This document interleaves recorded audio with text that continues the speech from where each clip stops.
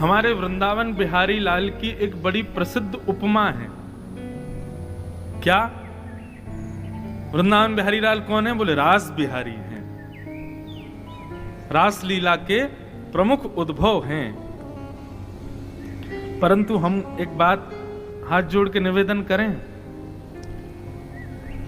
रास बिहारी हमारे वृंदावन बिहारी लाल हैं, परंतु उन रास बिहारी के गुरुजी राम जी हैं।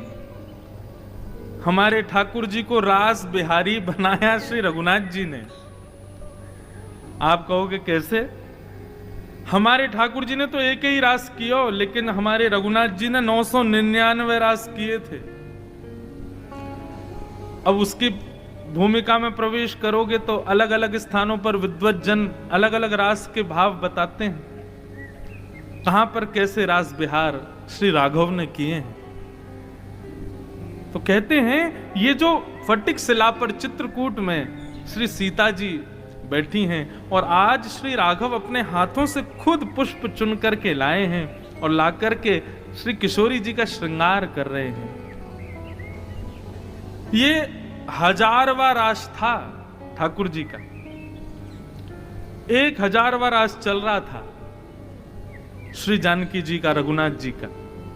परंतु अभी कथा आएगी उसमें जयंत ने आके विक्षेप किया तो फिर राघव ने इसको यहीं विश्राम कर दिया और फिर 1000वां रास जो अपूर्ण रह गया था उसकी पूर्णता ठाकुर जी ने द्वापर में कृष्णावतार में की। एक प्रकार से हमारे ब्रज में कहते हैं 999 रास तो ठाकुर जी ने राम स्वरूप में किए और 999 रासों का झरा भंडारा कृष्ण रूप में किया, उसका भंडारा किया। फिर और महाराज 6 महीना की रात्रि बुला ली ब्रह्मा जी की और उसके बाद में वृंदावन में रास बिहार हुआ ठाकुर जी का। परंतु हमारे वृंदावन बिहारी लाल के रास बिहार के गुरु जी श्री राघव ही हैं, उनसे ही प्रेरणा प्राप्त करी है।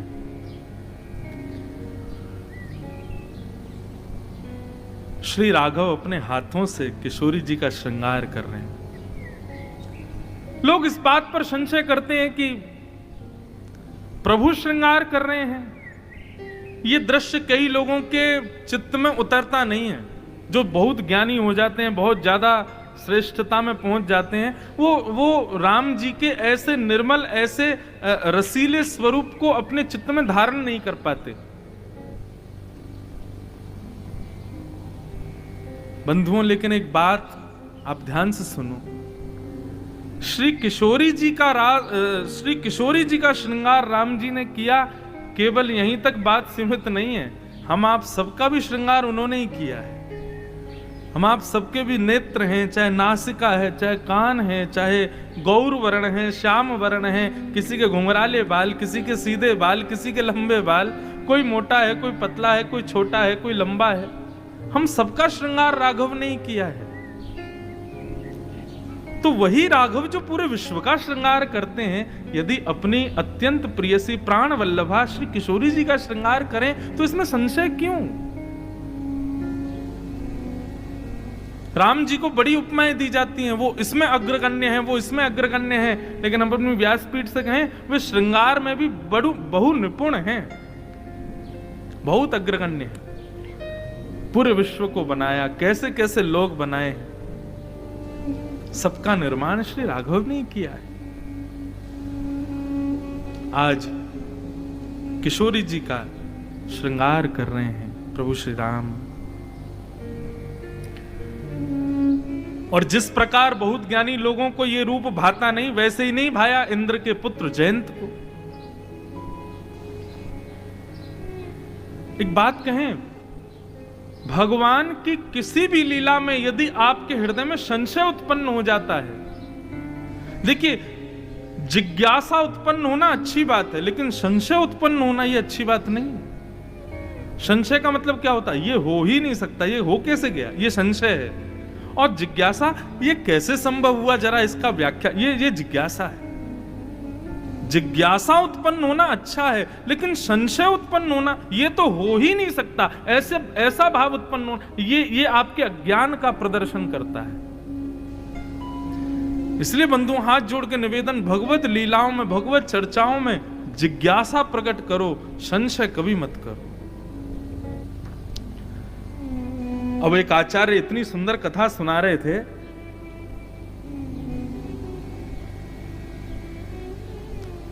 सती का जो यज्ञ में उन्होंने जाकर के जो अपने प्राण त्यागे, उसके पीछे इतने सुंदर भाव बताया। एक प्रकार से मैं कहूंगा कि मेरे अंदर जिज्ञासा थी, वो जिज्ञासा मेरी पूर्ण हुई उस कथा से।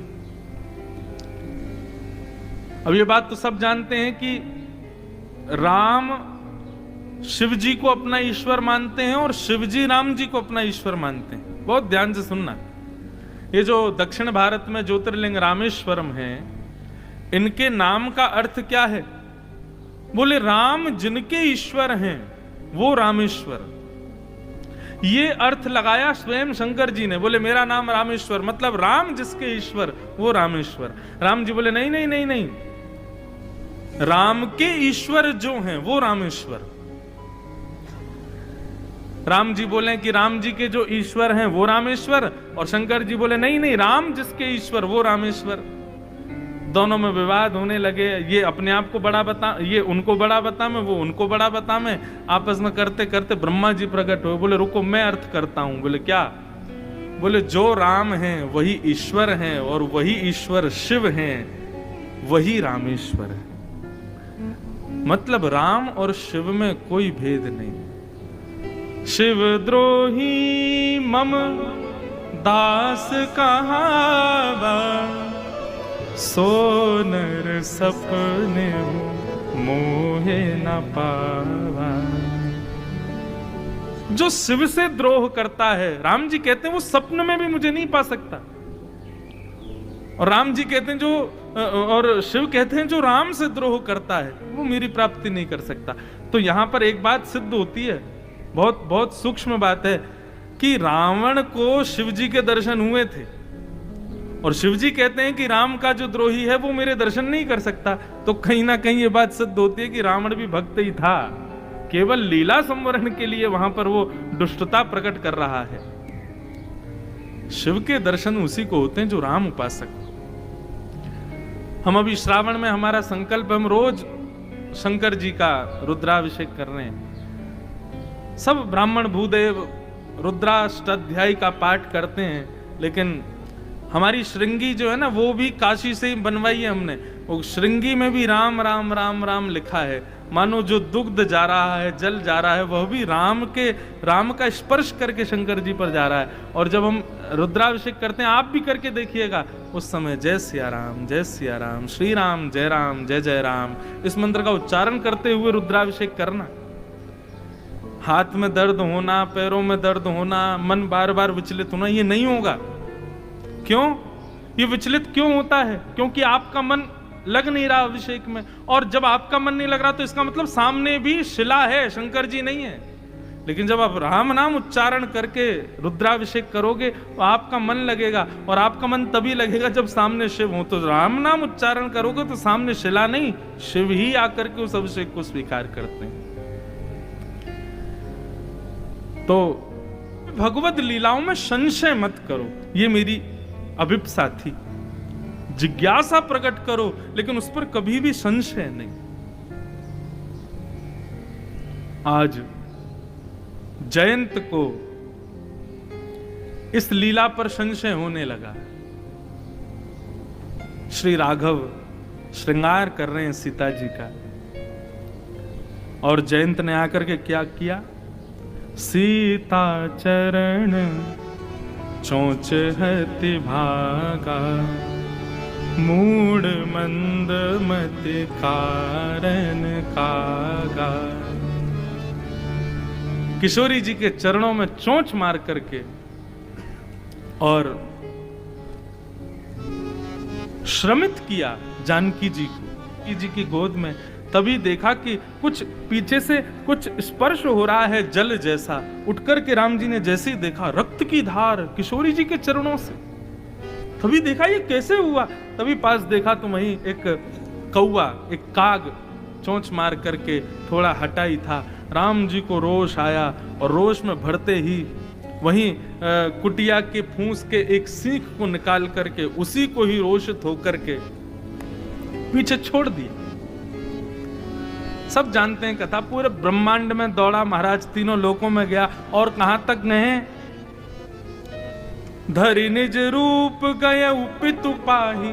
औरों के पास गया, यही नहीं अपने पिताजी के पास गया, इंद्र के पास गया, लेकिन राम विमुख राखा ते नाही।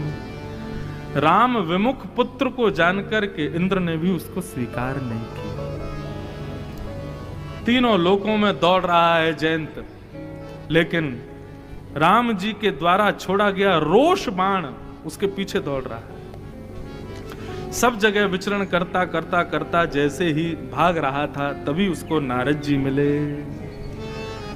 नारद देखा विकल जयंता, नारद देखा विकल जयंता, लागी दया को मल चेत संता, लागी दया को मल चेत संता। पठवा तुरत राम पहिताही, पठवा तुरत राम परताही, पठवा तुरत राम पहिताही, पठवा तुरत राम पहिताही। कहसी पुकारी प्रणत हित पाही, कहसी पुकारी प्रणत हित पाही।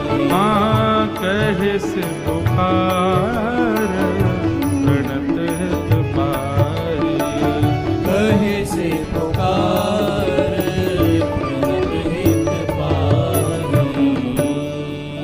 संत हृदय नवनीत समाना। श्री नारद जी महाराज जैसे मिले जयंत से, रुको रुको रुको, कहां दौड़े जा रहे हो भाई? लाल पड़ गया मुख तुम्हारा, पसीना पसीना हो रहे हो, क्या बात हो गई है?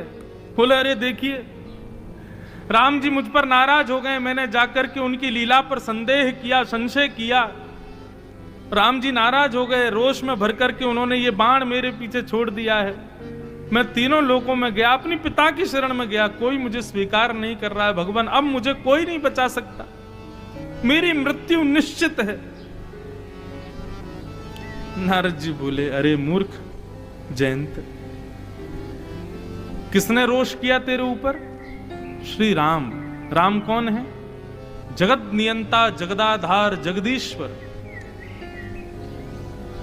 जब उनको रोष आता है ना, तो वो केवल भ्रगुटी टेढ़ी करते हैं, और उनकी भ्रगुटी टेढ़ी करते ही जिस पर रोष किया है वहीं समाप्त हो जाता है। तुम पिछले कितने घंटों से दौड़े जा रहे हो, तीनों लोकों में जा रहे हो, अपने पिता के पास जा रहे हो, और ये बाण भी तुम्हारे पीछे पीछे जा रहा है, तुम्हारा स्पर्श नहीं कर रहा है, इतने में भी तुमको समझ नहीं आ रही है बात।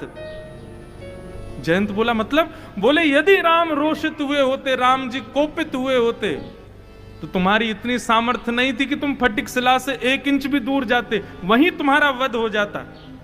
लेकिन तुम तीनों लोकों में घूम रहे हो, इतना सब विचरण कर रहे हो, इसका मतलब क्या है?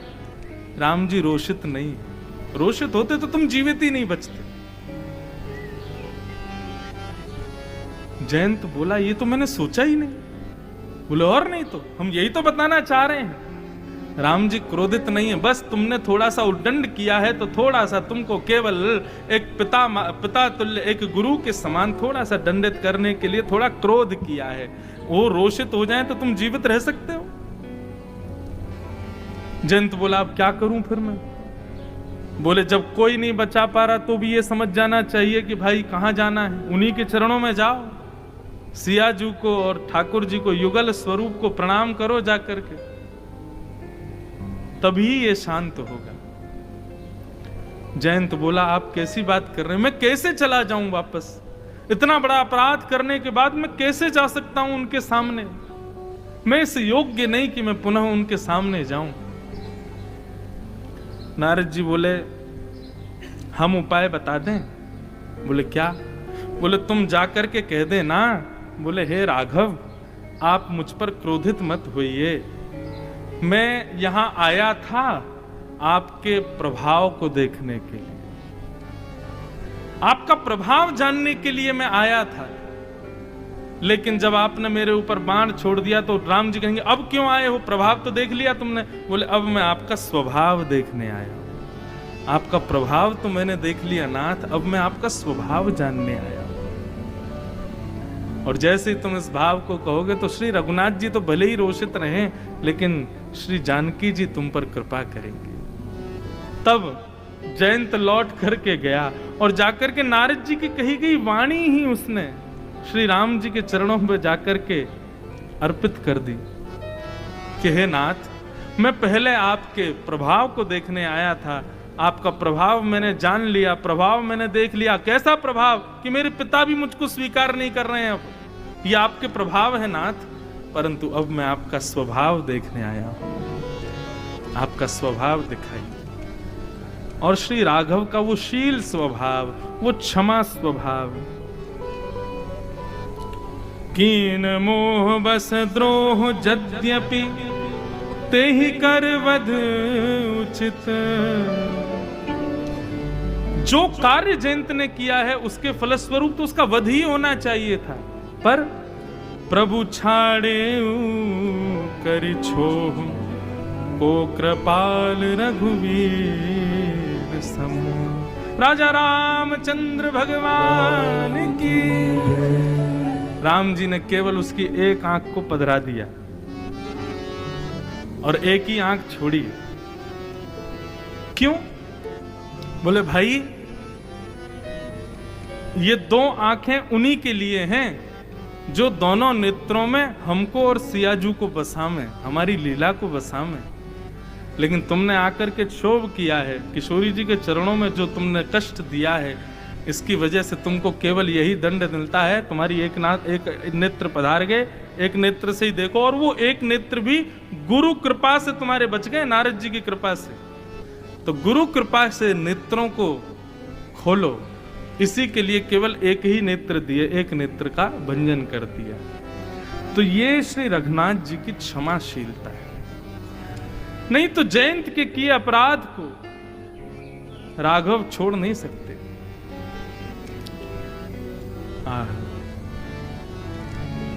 श्री राघव के स्वभाव को हम बारंबार प्रणाम करते हैं। ऐसा मधुर स्वभाव,